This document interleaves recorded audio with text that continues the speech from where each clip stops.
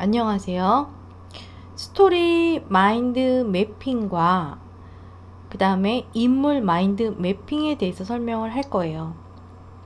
스토리 마인드 매핑이랑 인물 마인드 매핑은 김은정 감독의 12분짜리 단편 영화 육아 일기로 설명을 할게요.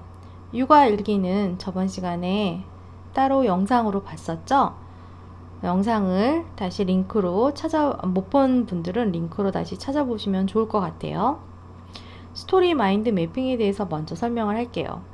스토리 마인드 매핑은 여기에 보면 스토리라는 게 있죠.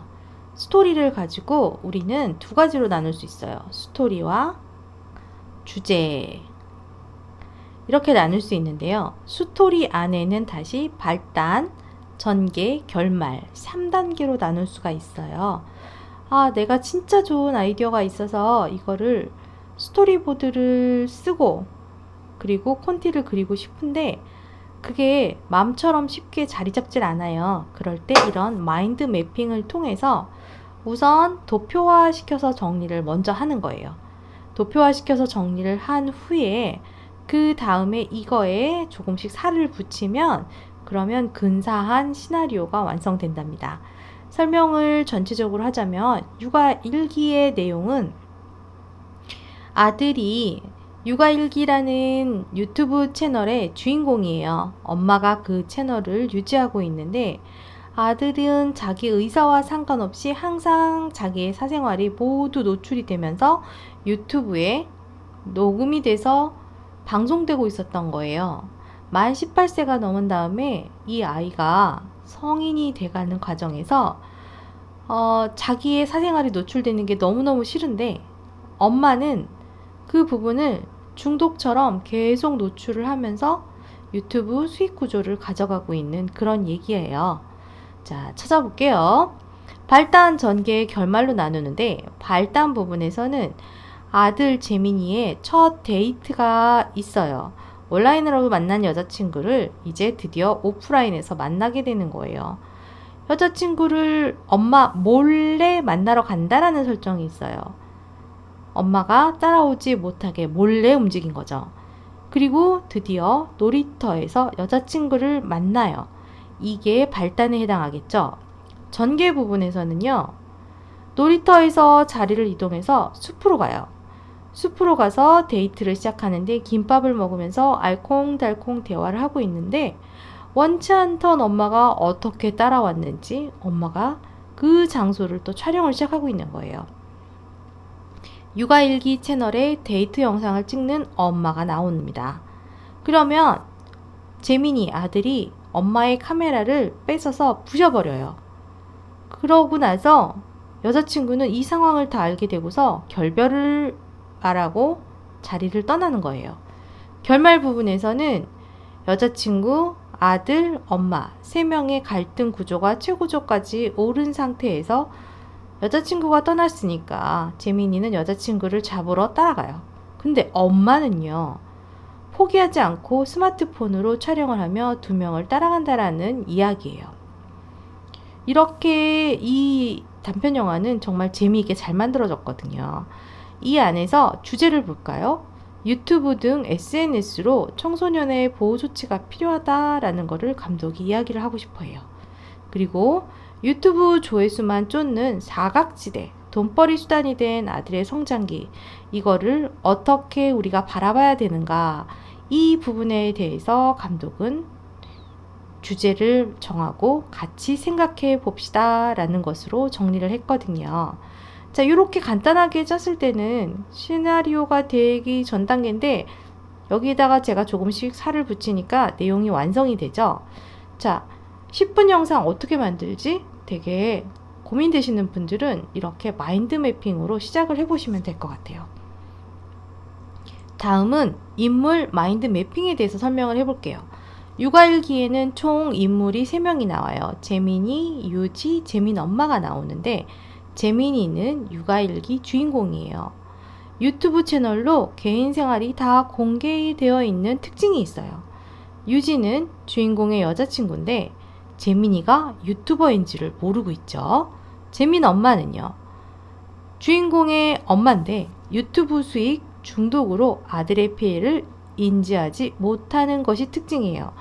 자, 인물도를 그려보면 재민이, 유지, 재민 엄마 3명이고 이들의 역할, 영화에서 역할들을 적어놨고요. 그리고 그들의 특징을 적어놨어요. 이렇게 정리를 하면 대충 그 전에 만들어 놨던 마인드 매핑 안에서 좀 더 구체화된 인물들의 설정을 만들어 놨기 때문에 이 2가지만 봐도 조금만 살을 붙이면 콘티가 될 수 있어요. 자, 그러면 이렇게 2가지를 만든 다음에 만들어진 시나리오를 볼까요? 1씬이에요. 시나리오의 첫 등장 장소를 적는 거예요. 체육공원. 시간은 낮. 여기에 나온 이 말들은요. 영상에서 대사화되지 않는 것들을 표현한 것들이에요. 모자, 선글라스, 마스크 이런 식으로 인물들이 어떤 옷을 입었고 어떻게 행동을 하고 기타 등등에 대한 것들을 여기다 표현을 하고 나서 그리고 여기 검정색으로 굵게 돼 있죠. 대사는 이렇게 굵게 적어주는 거예요. 거기에다가 행위에 대한 거 대사가 아닌 행동이 같이 접목되는 것들은 이렇게 가로를 치고 써주면 되는 거고요. 자, 보시면 남자, 얘가 재민인데 처음에는 재민인지 유지가 모르기 때문에 남자라고 적었다가 나중에 이 친구가 재민인 걸 안 다음부터는 재민 이렇게 하면서 계속 시나리오가 전개되는 거예요. 자, 씬 하나는 보통 1분을 기준으로 해요. 그래서 여러분이 이렇게 시나리오를 쓸 때 씬 1 하면 이게 1분 안에 들어오게끔 정리를 잘 하시는 게 중요하겠죠. 10개의 씬이면 10분인데 1분에 좀 넘게끔 작업이 되면 8씬 정도 됐을 때 10분이 되기도 해요. 5씬 정도 되면 5분이 된다. 그렇게 해서 통상적으로 씬 하나에 1분씩 계산을 합니다.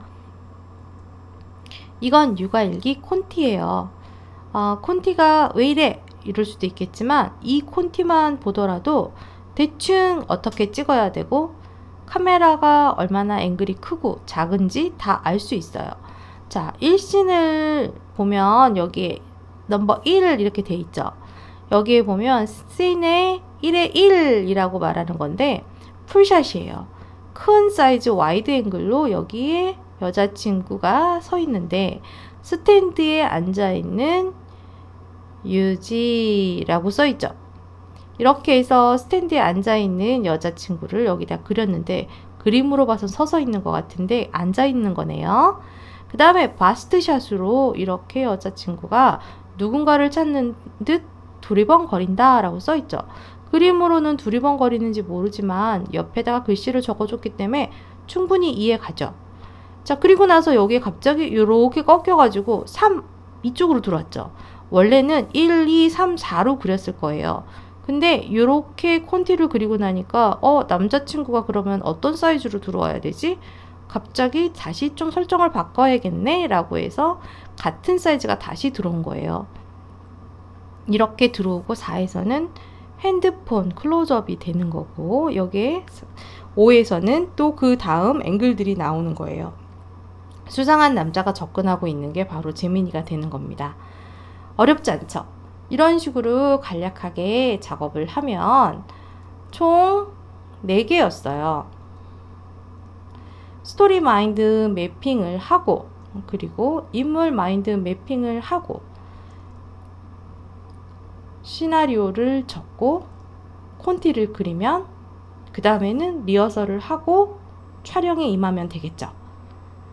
이렇게 너무 어렵지 않고 쉽게 접근할 수 있는 방법으로 10분 영상을 재미있게 만들어 보면 된답니다. 오늘은 여기까지 할게요. 안녕히 계세요.